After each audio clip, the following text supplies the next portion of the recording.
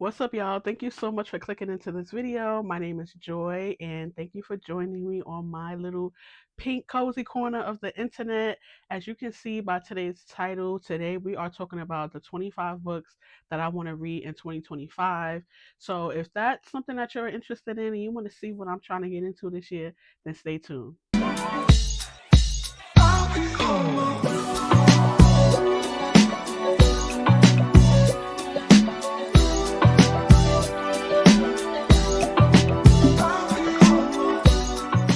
Okay, before y'all drag me, I know in a past video I might have said that this is not a booktube channel, and I still stick by that, but I did say we were going to be talking a lot about books on this channel, so obviously there's going to be a lot of book chat. Girl, please. I don't know, y'all. Don't judge me. Like, this is just what we doing. It is what it is. But I have my handy dandy Kindle pad here, and I named it a Kindle pad. It's an old i4 mini that my sister let me have, and I strictly use it for reading. The only app I have up here is TikTok, because when TikTok came back to the App Store, I was like, let me add it on every single device that I have. So I just added that up here, but there's no other social media apps up here. I literally use it for reading and reading only. So I have my list up here of the 25 books that I want to read in 2025. Now, before y'all come at me again, by the time y'all see this, I'm recording it and it is February 23rd, 2025. And by the time y'all see this, it probably will be sometime in April.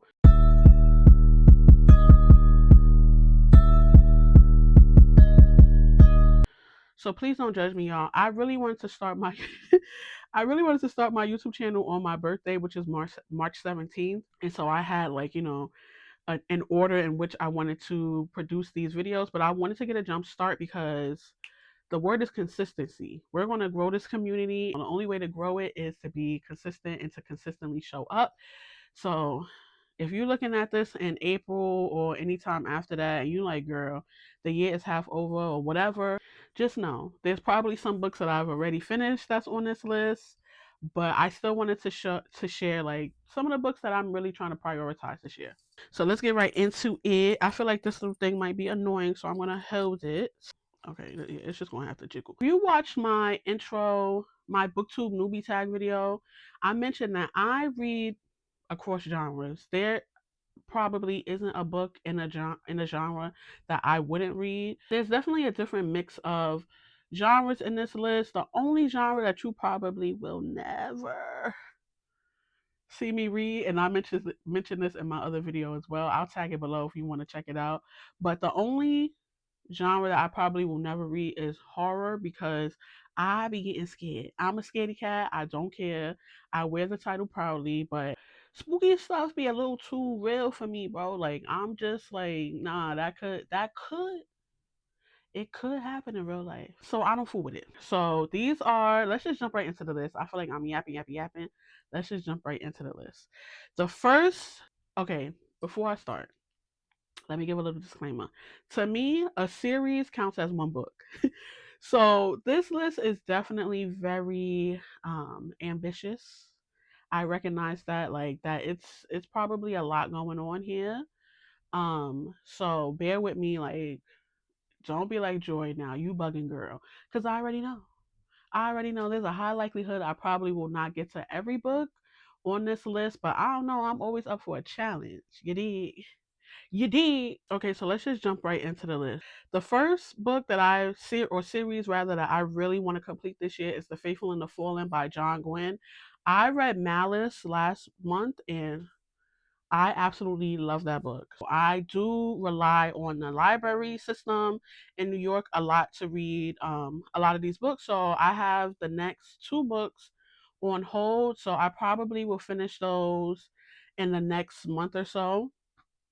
if not sooner, because these books are so good. I just be flying through them. The Faithful and the Fallen series is like classic fantasy, good versus evil, the chosen one hero type situation. So definitely a book that I would recommend, and I absolutely love it. The second book that I want to get to in 2025 is The Night and the Moth by Rachel Gillig. One Dark Window and Two Twisted Crowns. What did he say? Say that 10 times fast. But The Shepherd King duology, which is also known by, was some of my favorite books last year that I read. And Rachel Gillig has a really unique way of like creating these atmospheric, really immersive books. It feels like you're in these worlds, and she does a really good job of conveying that. So I'm super excited to get into The Night and the Moth. It is the first book of a duology. I follow her on Instagram, and I saw that she mentioned that like duologies are her sweet spot. I wish she would take it up one, just take it to a trilogy, because her books are so good. Like, although Two Twisted Crowns, the second book in the Shepherd King duology, ended perfectly. Like, I absolutely love the ending. I fell in love with those characters, so I would have loved like an additional book just to like, I don't know, spend more time with them. But super excited to get into The Night and the Moth and this new duology from Rachel Gillig. Absolutely love her. So next, it wouldn't be a list if I didn't have any Kennedy Ryan up there. So super excited to read Can't Get Enough, the third book in the Skyland series and the final book in the Skyland series. That comes out in May. So excited to read that. It centers around Hendrix. She is the epitome of rich auntie. That's the type of vibes I want to be on. Some days I want to be a mama. Some days I want to be a rich auntie. So maybe this will like solidify the rich auntie-hood in me. And she's marrying, well, I don't know if they get married, but and she's getting with a tech billionaire. Yeah, I'm here for it. Number 4, you're number 4 already. Wow. Number 4 is No Ordinary Love by Maya Ariel. Okay, so No Ordinary Love follows a PR rep and a pop star whose relationship develops and turns into something more. It definitely seems like an interesting story, so I'm really excited to get into that. Number 5, we have The Great Alone by Kristen Hanna, and this book follows a family as they move from, I believe, Seattle to Alaska in 1974. So I love Kristen Hanna's books. They are like the epitome of historical fiction, very emotionally and character driven stories. So I'm really excited to read this one. I've heard nothing but great things across the board. Like, a lot of people say that this is their favorite Kristen Hanna book. So really excited to get into that. I also read The Women and The Nightingale by Kristen Hanna, and both of them had me in shambles. So I'm super excited to read another one of her books. Next up is another series of books that I want to read by John Gwynne. This is really going to turn out to be the John Gwynne year, I feel like. But it is the Bloodsworn trilogy by John Gwynne, obviously. And I don't know about y'all, but I kind of like to go into books and series with as little information as possible. So all I know is that it's a trilogy. It's an epic fantasy that follows a woman trying to get her son back or something like that in this like world with dragons and all that good stuff. When I say minimal, I mean minimal. Like, I will read the summary and that's it. And sometimes I'll read the summary for the first book, and then I won't read the summary for the second book until I'm done with the first book. Comment down below if you do that, because sometimes I feel like the summaries for the books further on in the series, it kind of be spoiling stuff, right? Like, on my wildin'. But anyway, definitely excited to get into the Bloodsworn trilogy this year. As you can see, I got them right behind me. I got them for Christmas. So yeah, John Gwynne, y'all need to get into John Gwynne if you haven't already, because his books be hitting. Okay. Next up, taking a little step away from fantasy, I want to read I think it's the number 7, The Davenports More Than This by Crystal Marquise, and this is the second book in the Davenport series. I think it's only 2 books in this series. I don't know if there's going to be a third, but it's a YA, like, romance, historical fiction, coming of age type story. I absolutely love the first book. So this is about a group of Black people in, I think, the early 1900s. So the generation right after the enslaved were set free, and they follow these wealthy family, the Davenports, and the people in their circles, and the young women as they navigate life and love and ambition. It definitely is such a rich character driven story. I loved everybody's perspective, so I can't wait to get into the next book. So, of course, this must be the year of me starting a bunch of series, okay? Because next up on the list, I think this is where we at now? Oh, number 8. Number 8 on the list is The Empire of Silence by Christopher Rocchio, and this is the first book in the Sun Eater series. I'm not really a sci-fi girly yet. I'm really trying to dive into the genre, but I've heard nothing but great things about this series from plenty of people across the internet that I follow, and we have similar book tastes. So I'm really excited to get into this series that follows Hadrian Marlowe as he tells his story of how he became the Sun Eater. So, like I said, I like to keep my knowledge to a minimum before I go in the series, but very excited to read this book and get into the series. Probably will dive more into the series next year, depending on how I work through this list, but it's definitely up there. I have it here already, so I will get to it this year. I promise. I hope. Next up, we have number 9 on the list is Blood Over Brighthaven by M.L. Wong, and I'm really excited to read this. Although I didn't really enjoy the Sword of Cayenne. You need to leave. I know, y'all, please don't come for me. It just wasn't for me. I am still excited to read Blood Over Brighthaven because it is a true standalone. No tea, no shade to to ML Wong at all. Like, I understand when I don't understand. I don't know why she scrapped the series for Sword of Kaigen, but that's not what we're talking about. So relax, Joy. But Blood Over Brighthaven is a dark academia fantasy standalone, so I'm really excited to get into that. I really do like the way Emma Wong crafts her stories. Sort of kind of didn't work for me, but I'm really excited to read Blood Over Brighthaven again. It's a highly recommended book, so I'm excited to see what's tea with it. Number 10 on the list is the Throne of Glass series by Sarah J. Maas, and I know y'all.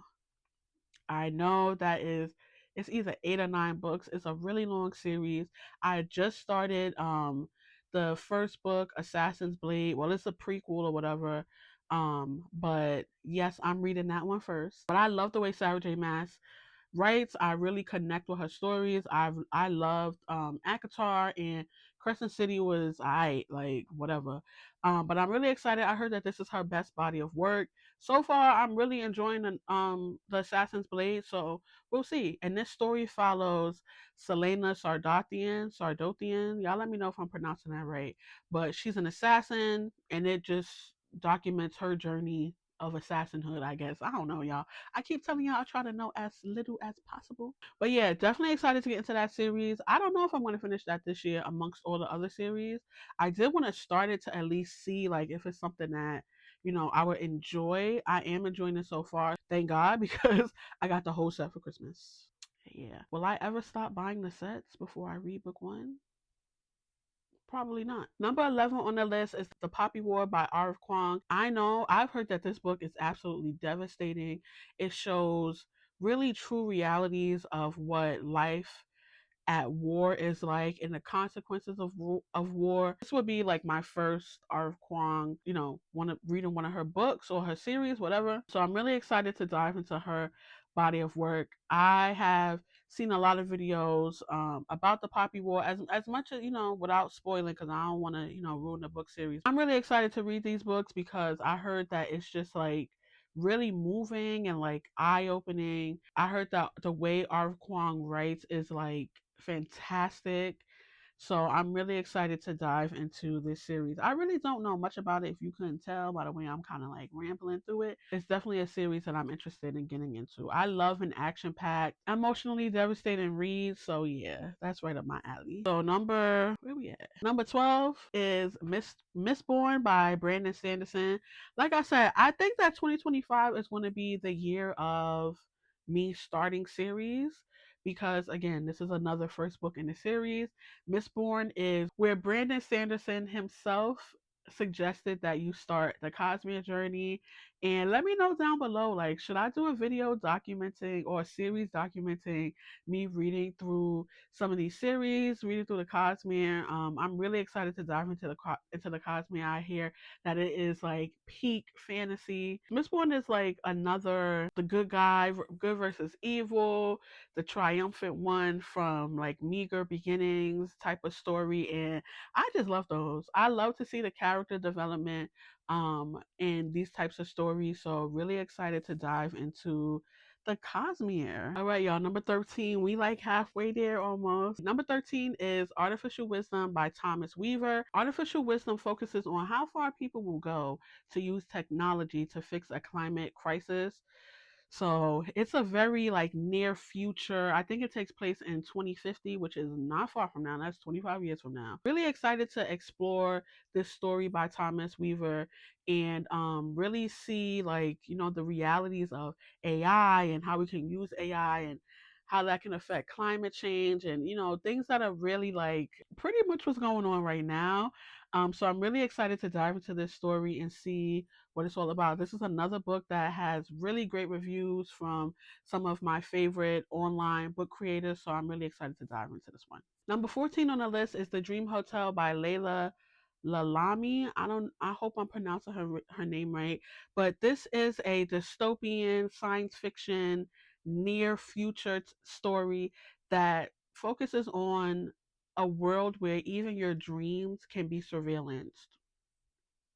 Now that's kind of crazy to me, but definitely sounds like an interesting story. It follows a woman who her dreams are being like watched by Big Brother, so to speak. So I'm really excited to dig into this story. This will be the first story that I've read by Layla, and she's a Pulitzer Prize winner.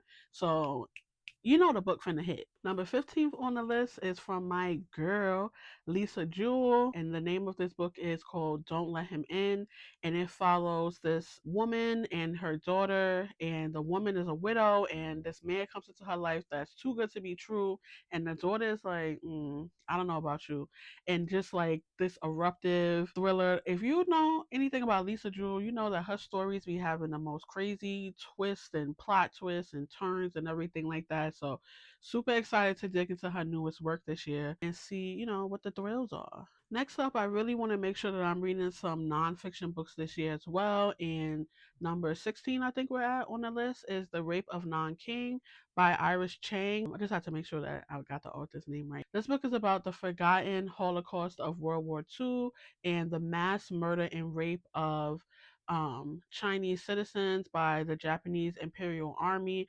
And I think it's a very important portion of history that, really is not spoken about enough. So I definitely want to educate myself on this time period. If you know anything about me, and y'all wouldn't because I just started my YouTube channel. I hate when people say that. Anyway, but I really have like, I love to study and learn about the World War II era because I feel like it was such a pivotal turning point in the history of the world. So definitely excited to learn more about this particular portion of history. I know it's very heavy subject matter, but I definitely think that in the climate that we're in right now, it's really important to understand your history so we know how to combat it and not let it happen again. You feel what I'm saying? Next up is Red Rising by Pierce Brown. Again, I know another first book in a series, but I definitely feel like I need to get to this book this year. And I'm not in a rush because it's not finished just yet. And I saw a clip that Pierce Brown said that it probably won't be out. Y'all, why would my alarm start going off? I forgot where I stopped at, but definitely excited to get into Red Rising by Pierce Brown. I think I was saying that I'm not like completely in like the biggest rush to get into it because Pierce Brown himself said that the last and final book of the series will probably be released later next year. So it's okay if I start this like series later on this year, but I definitely want to get into it. Very excited to read this. I think I want to start this book before Empire of Silence because I think that this is an easier way to enter into sci-fi, but we'll see. Sometimes I just go with the vibes.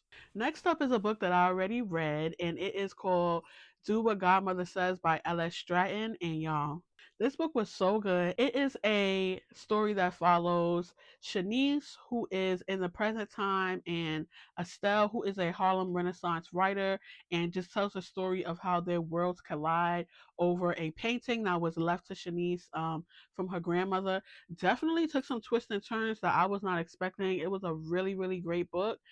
So really, like, this is my 24 books in 2025 because I already got to this one. Girl, please.